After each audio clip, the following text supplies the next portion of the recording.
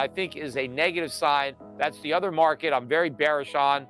Bonds down, oil up, and that trend is continuing. And that is a trend that the markets are ignoring, stock market investors at their own peril, because all of this is a negative sign for the stock market. Other than oil stocks, it's a negative. It's going to be a drain on the economy. In this video, Peter Schiff shares his bearish outlook on various market elements. Peter discusses how these developments are potential harbingers of economic challenges, indicating higher inflation, and presenting a conundrum for the Federal Reserve. Despite these concerns, Peter touches on the performance of gold and silver, suggesting they may be undervalued in light of the broader economic landscape. Keep watching the video to find out more from Peter Schiff. In general, the markets were stronger today, ignoring what I believe to be more bad news that is raining on this everything is awesome parade. I was listening to guys on CNBC today talking about, this Goldilocks economy, not too hot, not too cold. Everything is perfect.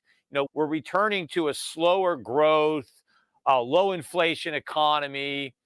We're not going to have a recession. We're just going to have slower growth, but that's okay because we're also going to have low inflation. It's going to be just like it was for the 10 years or 12 years following the 2008 financial crisis, right up to COVID. It's the perfect environment.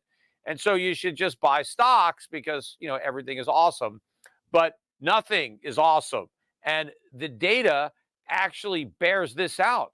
The problem is so few people in the mainstream seem to understand this. I mean, maybe they, just have a powerful reason not to understand it. Maybe their livelihood depends on them not understanding this.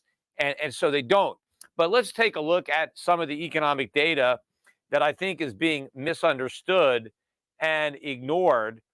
One, with the jobs numbers. We got that today. This is the big number that everybody looks forward to throughout the week. You got the official non-farm payroll report for August.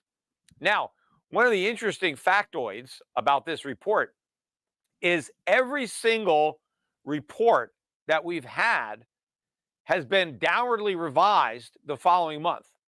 It was 6 for 6. And I commented last month that there was no way that was random, that if it really was just random and that sometimes the government was too high and sometimes they were too low, maybe you'd have 3 downward revisions and 3 upward revisions, maybe 4 and 2, 5 and 1 would be pushing it. But 6 out of 6, was a pretty good indication that it wasn't random. All right, so I said there were 2 things that you should learn from the collapsing savings rate and the increase in spending.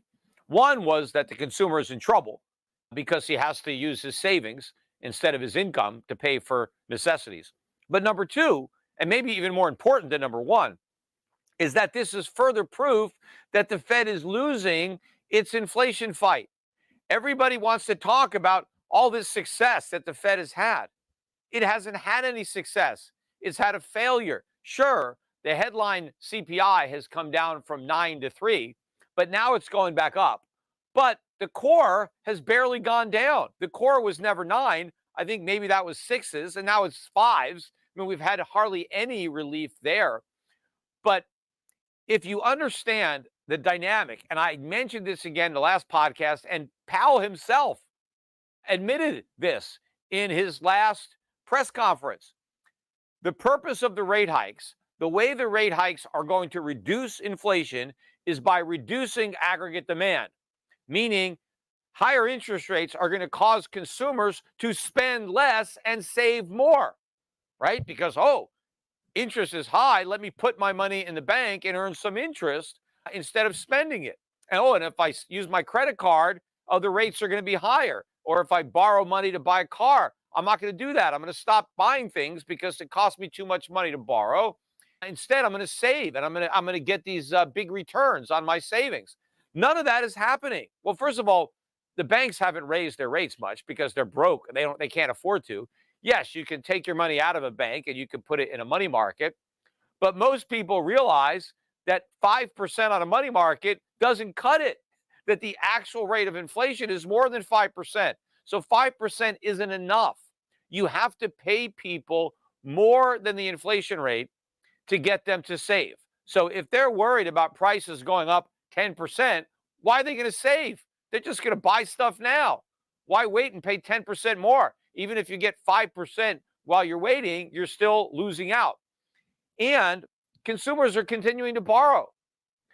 The savings rate, again, is the lowest it's been since the COVID stimulus money. How many rate hikes have we had since then? Pretty much all of them, right? The Fed has raised interest rates from 0 to 5.5%, and people have less savings now than they did when rates were at 0. The savings rate is lower. It's not working. People have more debt. The government has more debt. Budget deficits are bigger today with rates at 5.5 than they were when rates were at 0. The Fed has accomplished nothing. They're no closer to their goal of 2% inflation than when they began. And we're almost done with the rate hikes. I mean, nobody is talking about 7%, 8% Fed funds. They're talking maybe 5.75. Oh my God, is it possible we can go to 6? Oh, that would be the absolute high, right? Well, that's nothing. We're almost there. Well, if we haven't gotten rid of inflation going from 0 to 5.5, what prayer do we have that going from 5.5 to 6 is going to do the trick? It's not. In fact, I've been talking about oil prices on this podcast for a long time. I've been very bullish. And what happened this week? We had a 7.5% rise in the price of oil, closed at almost $86 a barrel today. This is the highest, I think, since November of last year when we were coming down, from we had been over 100. So this is the highest since then. But oil prices are now up almost 34% since their low in March. We're up, what, 4 to 5% since the last CPI 3 weeks ago. And everybody was like, oh, great, inflation's coming down.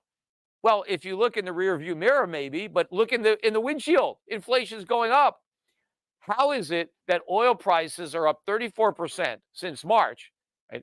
How is that low inflation? We're up better than what in the last month, maybe, or 3 months, more than 20% just then, or 20, not counting today's increase. Clearly, we're in a higher inflation environment. The benefits of falling oil prices have already been delivered. Those are in prior CPIs. That's done. Oil prices are going up from here rather sharply, especially once the dollar starts to fall, which hasn't happened. In fact, the dollar rose today. Dollar index was very strong today, ended up being positive on the week. It was negative on the week until today. We had a 0.628 rise, 104.247 is where we finished the week on the dollar index. I think it was falling bonds. Bond yields managed to go down a bit on the week, but they rose quite a bit today. So overall, bonds up slightly on the week, yields down, but bonds very weak today, which again, I think is a negative sign. That's the other market I'm very bearish on. Bonds down, oil up, and that trend is continuing. And that is a trend that the markets are ignoring, stock market investors at their own peril, because all of this is a negative sign for the stock market. I mean, other than oil stocks, it's a negative. It's going to be a drain on the economy. It means that inflation is higher, not lower. And so the Fed either has to fight harder or surrender. But either way, this is bad news. Investors didn't buy gold today. I mean, gold was flat on the day. Gold stocks were down, although on the week they were up. Gold was up on the week about $20. So, although we ended below 1950, we couldn't quite get above that level. I think we're at about 1930-ish. Let me take a look at where gold ended up closing today. I'm not even sure if it's totally settled, but both gold and silver prices were rising. But if investors really understood what was going on, they'd be buying the gold and silver a lot more. Yeah, we just below $1,940 an ounce. We held that support below 1,900 though very well. And next time we get above 2,000, who knows? Maybe we'll be above 2,000 for good. based on the economic data. Also on the jobs front, I wanted to mention too that we got a really weak number on Thursday. This is yesterday before we got the jobs numbers from Challenger. They announced these monthly job layoffs, and it was 75,000 layoffs. The prior month was only 23,000. So that's a big number. Maybe the 30,000 or so people from Yellow, the trucking company that went bankrupt, maybe they're in there. But for some reason, they didn't show up in the weekly unemployment numbers. They were still benign. I don't know what happened, why none of those workers were filing unemployment, because if they did, it would have showed up in those numbers somehow. But again, jobs are being lost. Purchasing power is being destroyed. Peter Schiff's insights shed light on the negative aspects of the current market landscape, particularly regarding bonds and oil. These warning signs, while potentially overlooked by the stock market, hold implications for the broader economy and inflation. Peter also underscores the performance of precious metals and provides valuable perspectives on recent job market developments. Stay informed and consider these factors in your investment decisions. Like this video, subscribe to our channel for more daily informative videos. Thank you.